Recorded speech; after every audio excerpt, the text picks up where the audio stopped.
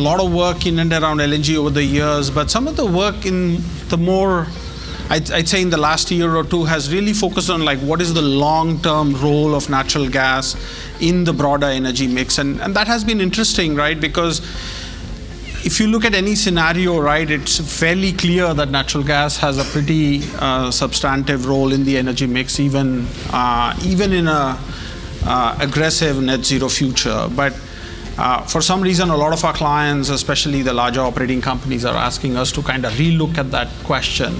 And so we've done some work in and around that space. So what we are showing here are a couple scenarios. There's a rapid energy transition scenario on the left, and this is not a net zero scenario, it's just a rapid energy transition. And on the right is a business as usual.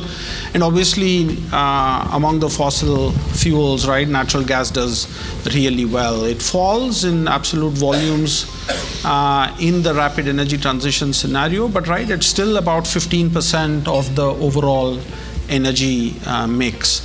And then a version, sorry, this thing is a bit too sensitive.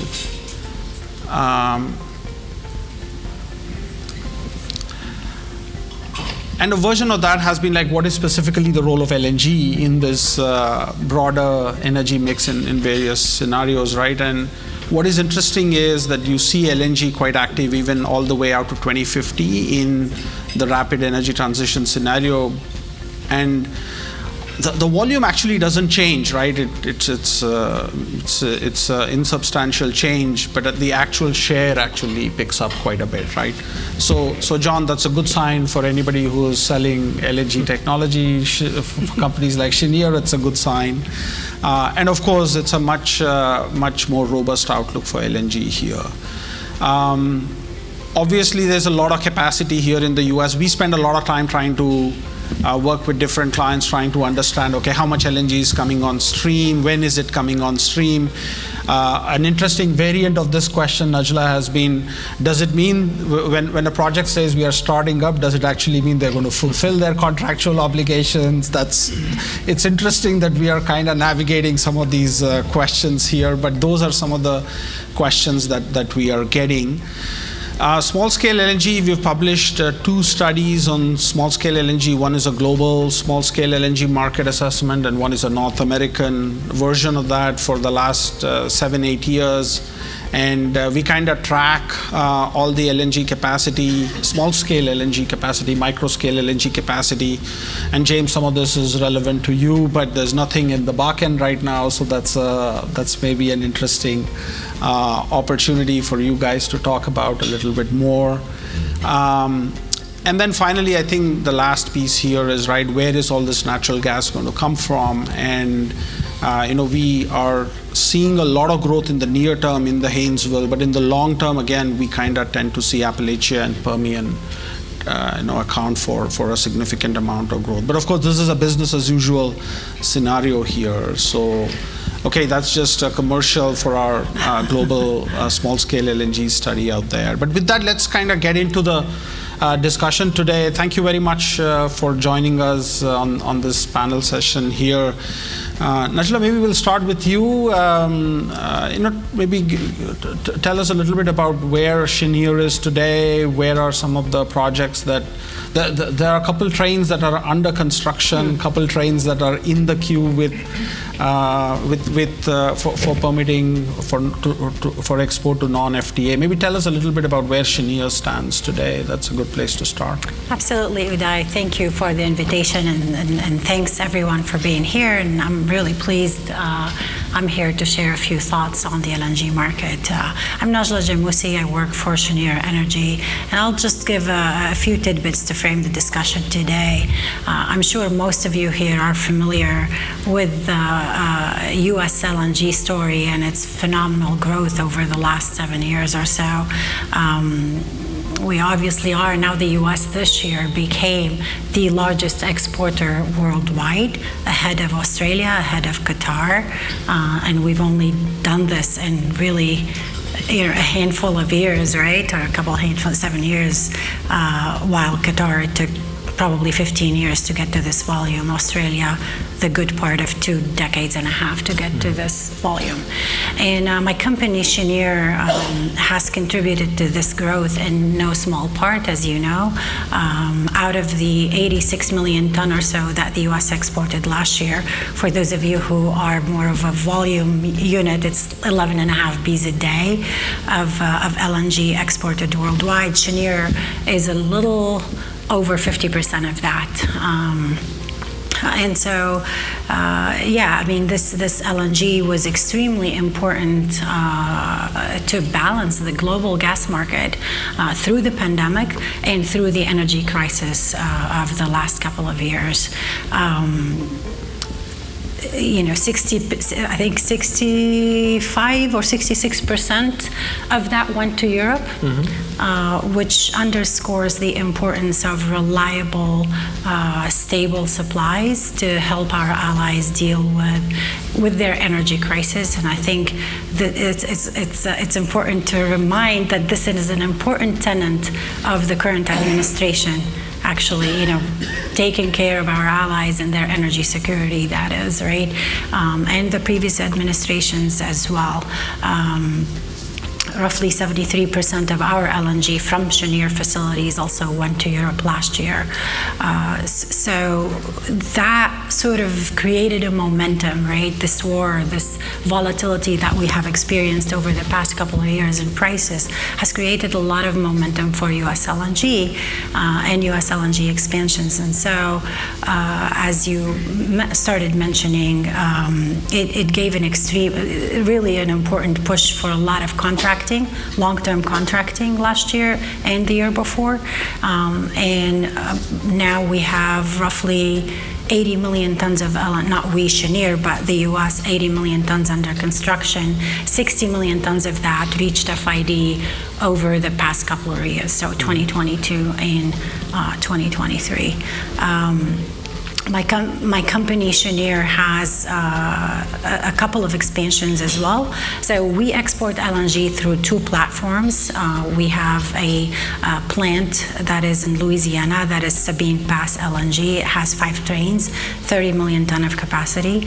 And then we have another plant that is also operating in Corpus Christi with 15 million tons over 3 trains. In addition, we currently have 10 million tons under construction at Corpus Christi, and we expect to see, hopefully start exporting LNG from that expansion by the end of 2024. And then we also have formally filed with FERC for an additional expansion at Corpus for 2 trains, trains 8 and 9 at Corpus. In addition, talk about that momentum that the war, you know, sadly gave, and sort of it underscores energy security. We also proposed another expansion at SPL, Sabine Pass in Louisiana, and that is a big one. It's going to be approximately 20 million tons, including debottlenecking opportunities at the existing platform. Okay, excellent. So if any of you is interested in reliable, affordable LNG, come see me later. Yeah, no, I'll come back to that. But it seems like in 2024, Najla, Cheniere's Corpus Christi volumes seem to be the only volumes that are likely to start up, right? Golden Pass is delayed. That's right. They might still start up end of the year, is what they are saying, but actual commissioning and all that's probably still a while away. Yeah, I can comment on my project, obviously, but this is part of the reason why we had an extremely tight market last year and the year before, frankly. It's because there are very few new projects that were starting up, and in the US, we are hoping that we can achieve first exports by the end of this year and that's early from schedule, by the way, from our plant at Corpus Christi. I think Golden Pass, they did announce that they're running a little late, and we will likely see exports in 2025 from that project. Yeah. So, John, maybe I want to kind of stick to this large-scale LNG, although we know that Air Products also has a small-scale, micro-scale offering. But tell us a little bit about Air Products and its role in LNG. Not everybody is aware that you're one of the leading technology licensors in the space, but maybe tell us a little bit about Air Products and what it does in and around LNG. Yeah, sure, Uday, and thank you very much for the invitation to speak here with you. Let me first start with Air Products. Air Products is a global industrial gas company. We make oxygen for steel plants and hospitals, and nitrogen for oil field services and other applications. We're also the world's leader in hydrogen as a company. We have a hydrogen pipeline that, for example, stretches from Houston to New Orleans. Many users on that pipeline, and also production plants that we run on that pipeline. And we're pioneering really the next kind of generation of clean hydrogen production. We have the world's largest green hydrogen project we're building in Saudi Arabia, and we have one of the world's largest blue hydrogen projects going on here in the U.S. in Louisiana. So it's within that portfolio that we also supply LNG technology and equipment. That's the business that I'm responsible for at Air Products. About 60 to 70% of the world's LNG is made with our process and our equipment. And we've been at this for about 50 years. We supply the process technology. That means kind of the design of the kind of refrigeration part of an LNG plant that makes LNG, and then we supply a proprietary heat exchanger to those projects as well. And so we are involved in many of the plants, not Cheniere's plants, but many of the plants here in the U.S. Golden Pass, Rio Grande LNG, Port Arthur LNG, Cameron, Freeport, Cove Point in the U.S., and then obviously many. We're global, so we're involved in many of the plants internationally as well. Thanks, John. James, maybe tell us a little bit about your company and your projects, which are more on the small micro scale part of the equation. Yeah, sure. Well, first of all, thanks for the invite, Uday. This is great.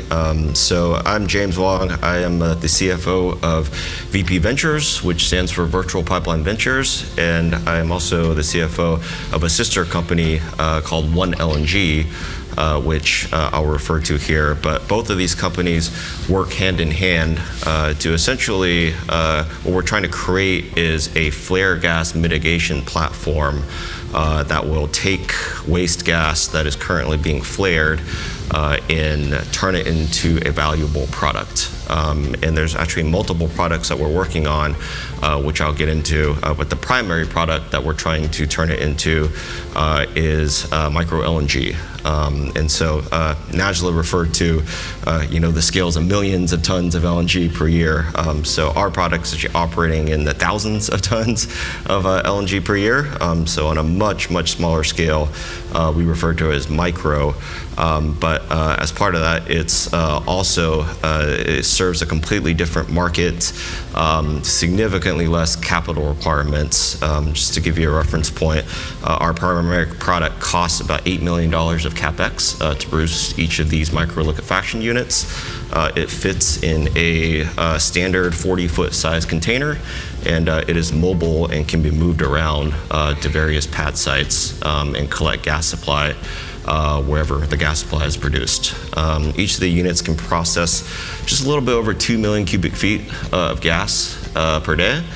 And each of these $8 million capital cost units, we're estimating will produce about $2.5 million EBITDA under a long-term contract that we have set up with VP Ventures, actually.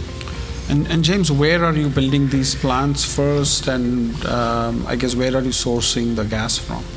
Yeah, so our primary technology on our liquefier actually comes from Europe. It comes from a company called EcoSpray that's based in northern Italy. That's where these plants are being manufactured. They'll be manufactured there. They're modular. They can be tested in the factory, and they'll be shipped here to North America in the second quarter. And we actually have a number of sites lined up in both the Bakken and the Permian but we intend to initially start in the Bakken, where people refer to it as a birthday cake. But if you kind of fly a plane over it at night or drive through it at night, it's like it's everybody's birthday because the sky is just lit up. And so the gas supply is So that's essentially what you're talking about is flaring, right? A significant amount of gas flaring, and that's the opportunity there to capture. That's right. Yeah, we're talking about flare gas here. So the volumes, on flare gas are relatively small, compared to pipeline gas. But overall, as a whole, we're currently flaring about 1 BCF per day of gas in this country, which equates to around 1% of all the country's gas production, which is a significant amount of gas, especially when you count the CO2 molecules that are going into the air. And we actually do a very good job at controlling flares here in the U.S. If you look at other emerging markets, the percentage of gas that's being flared is actually significantly higher than that 1% that we're flaring here. So while we do intend to start here in the U.S. To prove out our business model, we have a team in South America, we have people in Africa. We are definitely intending to expand our platform globally as well. Okay. So, Najla, you talked about how a lot of your volumes are going into Europe, right? And the rest, is it fair to assume, are going primarily into Asia? Yes, that is right. I mean, Asia is the largest consumer of LNG globally, and so when we started back in 2016, actually most of the LNG was going to Asia. Yeah. Obviously, some will go into Latin America, a little bit goes into some of the markets in the Middle East, but primarily was Asia. And now a lot of it is going to Europe. Like I mentioned earlier, 66% or so of US LNG is going to Europe, and that's because obviously Europe has increased its LNG intake by over 70% versus 2021 pre-war, as the continent obviously replaces Russian gas. But do you see this as temporary, or well, I guess now that it's reasonable to assume that Europe's not going to buy gas from Russia via pipeline, at least for some period of time. But I guess, how does that work? You have sales and purchase agreements that are long-term agreements, and you said that a lot of them were initially signed by Asian buyers, right? Are these volumes just being re-exported back into the European market? Yeah, so let's unpack that, right? So yes, the US LNG is underpinned by a lot of contracts by various players, and these players, some of them are NOCs, some of them are IOCs, like portfolio players, traders, and many of them are end users in Asia, but we have seen an increase in also European offtake as well.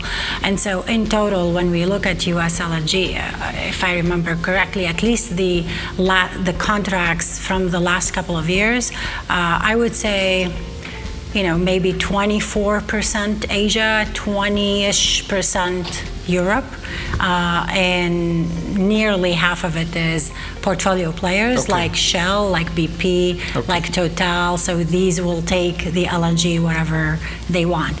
And it doesn't really matter if it's a European player or if it's an Asian player, because one of the important features of US LNG is flexibility and so every buyer is free to take the molecules whatever they want, and so that is inherent in the U.S. contract, which really allowed the LNG system to be a little more liquid, and traders can take volumes whatever those volumes are needed, and that's what happened last year. We did, there were Chinese buyers of U.S. LNG that they did not need it in their home market, but they were free to take it to Europe because Europe needed it most last year. From a contracting point of view, are you seeing big changes? We've heard about how some of the more recent contracts have clauses that try to reduce the degree of, re-exporting volumes. Are you seeing any of that, or not quite? I'm not sure I'm aware of what you're mentioning. I mean, US LNG has complete flexibility, and so the buyer is free to take it anywhere they want, obviously with the exception of a few countries that are listed, like North Korea, Iran, right? But other than that, it continues to stay fairly flexible in terms of destination. Yes. Okay. John, can we talk a little bit about technology, right? What's new in and around LNG technology? You know, it's been around for a while, but I'm sure there's incremental growth and improvement in the technology that occurs. But can you talk a little bit about what's interesting and exciting from an LNG technology point of view? Yeah, absolutely, Uday. So, like from an LNG liquefaction technology point of view, you know, there are a couple big trends, and they follow trends, of course, that we see in other industries and even in the LNG industry elsewhere. So the first is efficiency, and when you hear efficiency, think carbon intensity. So LNG liquefaction is a very energy-intensive process, and so that being the case, any little bit of efficiency that you can squeeze out of that process really affects carbon intensity. Our customers, owners like Cheniere, pay very close attention to the carbon intensity of their projects. It's part of the selling process in that LNG ultimately. And so efficiency is one. And so our products, we have several of our cycles and our products that we sell really focused on that high efficiency, probably the most efficient processes in the world that are available. So for example, we just had a team out and started up an offshore LNG facility in Mozambique called Coral South. INI is the lead owner in that project. That's Air Products, what we call the DMR technology. Dual mixture refrigerant is the techie phrase, but what that gives you is the highest efficiency in the industry, and so that's a very unique project because it's not only high efficiency but it's offshore. Another big driver right now is modularization. So whenever you build projects, how do we get them the shortest schedule? How do we limit the total number of folks that are on site at a construction site?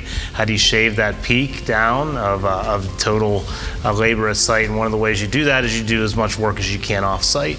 And so our technology, we try to make as modularized as possible to begin with. This is the heat exchanger I'm talking about now. And then Air Products is also looking at ways to even further reduce the amount of site work by other work we'll do in our shop or in another shop in terms of removing some of that labor from the job site. It gives more certainty to our customers, a shorter schedule to our customers. So those are a couple big trends right now in the industry. And one of the challenges with a lot of the LNG export projects, and I'm not singling them out, I think it is true of all capital projects, is schedule overruns, budgetary overruns, right?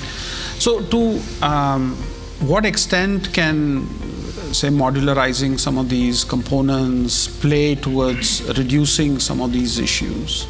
Yeah, I think modularization has a huge role to play. With our heat exchangers, typically what happens is when they get to site, you have to essentially fit them out with the pipes and the ladders that might hang off of them. They kind of look like vertical vessels, is what they look like in the field. And that is site work unless you modularize that. So for our customers, there are advantages to having us do some of that work, actually put it in something that looks like a frame, put our heat exchanger in something that looks like a frame, and then you deliver that to site. That does give some schedule savings as well as the certainty. With modularization, it might not be cheaper, but it gives you much better schedule certainty, and schedule can be way, anybody that's done a large mega project can tell you that schedule really opens you up to risk, and if you can remove the risk of schedule delay, that's very valuable. So those are some of the ways that we're helping our customers do that. Okay, that's helpful. James, from your point of view, I'm assuming that a lot of these small scale, micro scale plants, units are all built on a modular basis, right? That's right. You're just assembling them all and then there's fairly minimal work. Are there other technology related differentiators for some of your plants and some of your projects? Yeah, so I think modularity is obviously important, as we just discussed, but also new innovative cooling technologies. I know there's a lot of different cooling technologies that are being developed out there, and each has its own benefits and drawbacks. Our particular technology at One LNG relies on a closed-loop nitrogen technology that works together and integrates with the modularity of being able to fit that technology into a 40-foot container that can get put onto a skid and be transported around. So I think it's really the combination of the modularity with the cooling technology and compacting it in a size that has the flexibility to serve new markets, such as the flare gas market, where there's a lot of variability and change, right? Like one pad site could be flaring 5 million a day. A couple years later, after the decline curve, it could be down to less than 1. And so having that flexibility through the integration of these new technologies and the ability to come pick up the unit within a call's notice and put it on a skid, drive it to the next site, I think really opens up a completely new market out there that is really largely untapped today. And I guess you need that mobility and that modular, small, micro scale, primarily because you're not flaring from a particular well forever, right? You're just flaring for a certain period of time. And then once you kind of run through that, or there's, let's say, new pipeline connectivity that comes in that removes the need for flaring, then you kind of move this to another to another location. That's right. Yeah, if an investment decision is ever made where a pipeline is decided to be built, then that would render our services obsolete, and so we would just pick up and drive to the next location. But the volumes that we're targeting here are usually so small that it doesn't make sense to spend the capex to build a pipeline there. And in those instances, that's the targeted addressable market that we're going after. Yeah. So, James, from a lot of the work that we have done in small scale, micro scale LNG, right, there is a significant opportunity to decarbonize end users, plants, facilities, because a lot of the end use applications are displacing, let's say, diesel-based backup power generation or things like that, right? Are you targeting developing those kinds of markets, or I guess what markets are you trying to serve with your LNG molecules? Yes, we are targeting all of those markets. One of our primary markets that we're targeting is displacing diesel. So in remote areas where people don't have access to pipeline gas, they often use diesel as a source of their power. And in certain remote areas, for example, we're going after some markets in the Caribbean islands right now, and they're paying a significant cost to transport that diesel out to the islands. Each of the islands, if you look at them, has different geographic characteristics, different policies, different types of government regulations that you're dealing with, different kind of landing points and infrastructure to take on, the products. And so, you'd be shocked to hear that, you can get prices, we always talk about low gas prices here, $2 an MCF for, I don't know if it's still in the $1, I haven't checked, but it hit the $1, it's still $1.60, okay, that's what it was last week. But, guys in certain areas are paying size $30 an MCF, $40 an MCF. The numbers get pretty out of control when you really stack them up and compare the alternatives. And so we are certainly going after those high price markets that don't have access to cheap alternatives.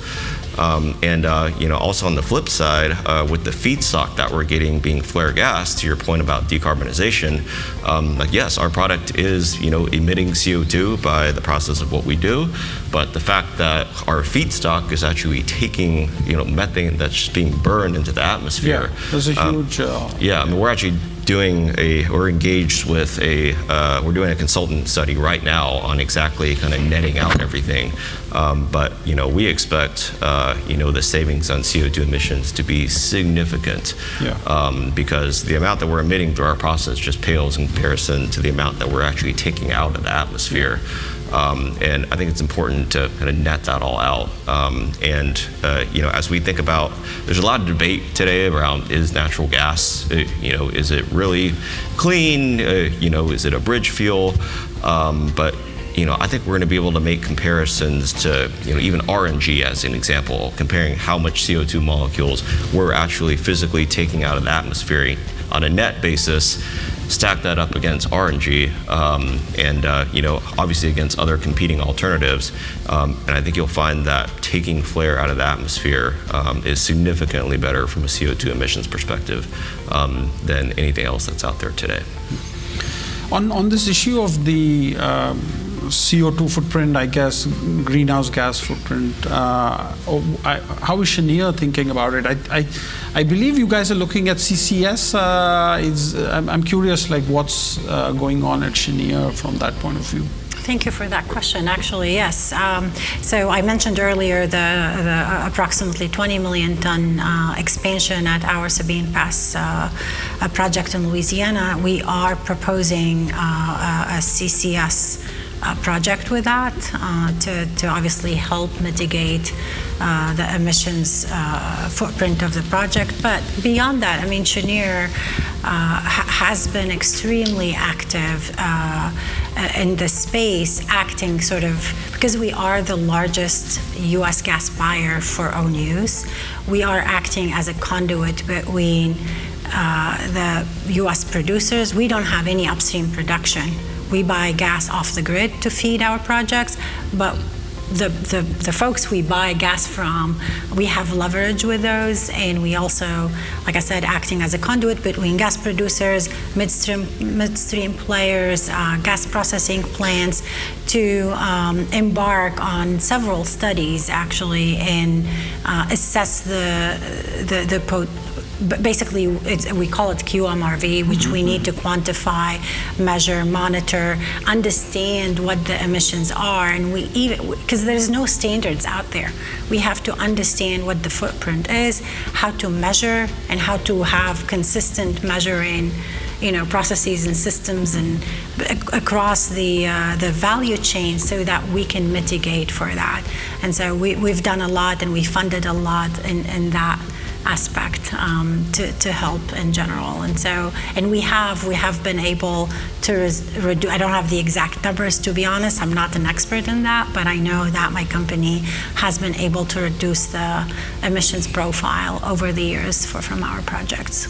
And that's extremely important as we go forward, to be able to be part of this energy transition. We have to also do our part. And I think I heard James and the gentleman in the previous panel as well. There's a lot we can do as an industry. The lowest hanging fruit is reduce flaring or eliminate it even, right? And there's a lot we can do. Pipeline couplings, there's a lot that we can do to control that. So, Najla, the bulk of Cheniere's business model is tied around essentially fees, right? It's a utility kind of a model where you're essentially charging fees for liquefying gas volumes. And so does the price of gas impact Cheniere's, does the price of feedstock gas impact Cheniere's business model? So let me start by saying this. You were asking about innovations earlier, technological innovations. I was afraid you come to me with that question. I'm not an engineer, but I can talk about commercial innovations, right? And so the business model, when it started out, it really revolutionized the LNG industry globally. And what we had done is an FOB, basically, our customer would lift volumes FOB and would pay us a fee, a liquefaction fee, and that is the fixed component, but would also pay us the commodity fee, if you will, and that is indexed to the Henry Hub price. And so regardless of what the Henry Hub price is, the indexation is a percentage to that price. Okay. But we've evolved from there, right? And we've continued to innovate because we also have the DES model. It's similar, but it just adds on a shipping component to the formula. And then we've had a few also what we call IPM contracts, which are contracts with U.S. gas producers, where they take capacity in our liquefaction plants, and we would, in order for them to get exposure to the international prices effectively, and they would get paid a net back to the international price. Okay. But Cheniere still does not have a portfolio LNG business. We do. We, Okay. I mean, I think if you mean by, so what you mean by that is, do we trade around Exactly, LNG? yeah. We do, and we have an affiliate called Cheniere Marketing, and you know, our plants, they obviously we are, I can say probably up to 95% contracted on the long term, but there's always a proportion that we retain for our affiliate to trade, right? And whenever the plant produces beyond nameplate, that's also volume that we can play with in the market. Okay. Yeah. Okay. And that's been a significant portion of revenues, actually, Sure, yeah. given where international prices are. Yeah. Because that's effectively playing the ARB. Any small scale interests or initiatives at Chevron? Sorry, at Cheniere? Cheniere. Depends how you define small scale. Like to us, our Corpus Christi plant is actually, our Corpus Christi expansion is actually a modular. The 10 million ton that is under construction today is modular, much smaller scale than what we have at the other world scale trains. And so these are smaller trains. The total 10 million ton is divvied up over 7 trains. So that's the smallest. Okay. Nothing close to micro LNG or it's just it's a completely different business, right? And requires different set of skills and ARB, and it's more difficult for to also accommodate that from our large trains, right? So, John, what does growth look like for Air Products' LNG business? I mean, obviously selling more technology licenses and getting more people that are building LNG plants to buy and license your technology, I get that, but are you also looking at maybe adding additional technologies? Like, is there LNG ready CCS technology that Air Products might offer? Because all the LNG guys are thinking about CCS. Yeah. So I mean, there is this equipment piece of your business, but I'm curious from a business point of view, what are some of the levers that you have? No, I mean, that's a good question. So, I mean, probably the first and like least exciting thing I would say is like offering more scope to our customers and more options to our customers. So our heat exchangers are not just used now for liquefaction, but they're used for other services within a plant that are very severe, and you need a more reliable product for those. So we're looking at doing that sort of thing. Another theme that you'll hear around the LNG industry now is nitrogen. And so with the changing gas qualities that are coming in, especially in the U.S., primarily because of the Permian, nitrogen management's becoming a big issue in LNG plants, and so we're offering technologies and solutions that will abate and mitigate that issue. You're also seeing that globally as, I would say, less, reservoirs with lower quality come online. They typically will have more nitrogen. You have to manage that within an LNG facility. You asked about how do you decarbonize, and so one way to decarbonize the first thing you do when you come to an LNG plant is that you have a feed gas going into the plant, and you take the CO2 out of the feed gas, and you can sequester that. And many projects are doing that. And we typically don't get as involved in that. But the major emissions point of an LNG facility is really the gas that's used to power the liquefaction trains in a facility. And when it comes to that, we are working with our colleagues inside of Air Products to develop new approaches to that and look at using hydrogen as a fuel. Hydrogen, you can make hydrogen from natural gas. You can then capture the CO2 and use the hydrogen as a fuel for LNG facilities. And that way you're really attacking the major carbon emission point of facilities. And we're looking at ways to do that most efficiently with our customers. Also do it on a retrofit basis. So there's to attack that emissions point, there's not a lot of solutions out there. It's a very difficult problem, especially once the facility's been built. And so that's one kind of, we like to tackle big problems that are products, and so that's one of the ones that we're looking to work on. That's helpful, John. Let me open this up to questions from the floor. So there's a question here at the.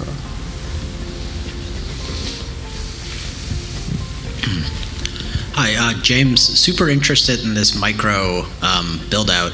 What are the economics, though, on transporting this? I'm just curious. If we think about Bakken versus Marcellus is close to Boston. Sometimes those people pay, I don't know, $50 an MCF. Like, why aren't you thinking elsewhere? Yeah, so it's not cheap to do this, as you clearly know, but our high level sense of economics is the most expensive piece is still the liquefaction, right? So the liquefaction, is probably being done today at kind of $6 to $8 an MCF for any small scale LNG. We think we can bring the liquefaction down to below $5 an MCF with our existing technology. But we think the technology has the potential to incorporate future efficiencies that can bring that number down more. To your question about transportation costs, so all our potential offtake customers that we are targeting, which are various remote industrial users or agriculture facilities or water heaters or drilling rigs, things like that, we're really targeting within a kind of 50-mile radius, I would say, of where the source gas comes from. And as long as you stay within that range, you're looking at probably $2 to $3 an MCF to transport it. And that's, put it on a truck, getting the ISO tanks, kind of all-in costs. And then you're probably looking at another $1 or so, or $2 an MCF to regasify it with vaporizers. So all in, you're looking at probably close to double digits in MCF for total all-in cost. And so, we're really looking for customers, that where their competing alternatives are significantly higher than that to sell our product to. But you're right, we've actually looked at going, to Boston, that eventually expand into the Appalachian Basin, but the gas supply is just so easy to get in the Bakken right now that's we're focused on getting the gas supply first, bringing our product there, proving out the efficiencies that all the numbers work as planned, and then we are definitely planning to expand into the Appalachian Basin and drive it up to the Northeast as well in the future. More questions, Espen? Yeah. Thank you. Let me start by congratulating the panel for excellent discussions, and also you, Uday. It was really a pleasure to listen in on. And then a direct question to you, John, because you actually described exactly, let's say, the same thing I asked about last panel, because you're doing blue hydrogen to reduce CO2 footprint. But according to this American professor, you're not really getting anywhere because the added natural gas consumption sort of takes away the advantage of the CO2 reductions. So do you have any comments to that? So I don't have exact numbers for you either. I think that was the quote before. I mean, the only thing I'll say is that's the large emission point. So, I think CO2 capture is viable for large LNG export facilities. My sense is, and I'm no expert, that the industry is hard at work at mitigating methane emissions up and drilling emissions upstream, and so I think those are solvable challenges. So, so if you solve that, then I think that the premise of the question probably changes. Yeah, thank you. Sounds good. Thank you. Excellent. We are at time, so thank you again for joining us on this panel. Let's give them a big hand.